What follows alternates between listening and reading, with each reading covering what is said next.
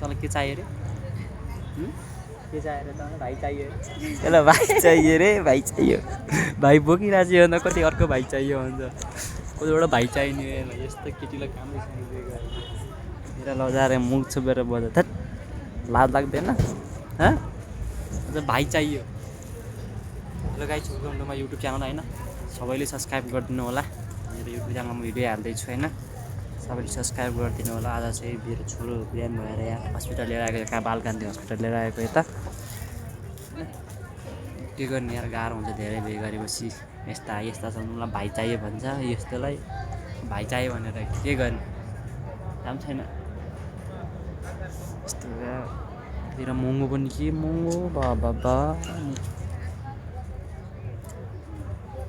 के गर्ने यार, गाह्रो हुन्छ यस्तो बिहे गरेपछि। यस्तो जानुभएपछि यस्तरी घोप्टेर बस्छन् यिनीहरू।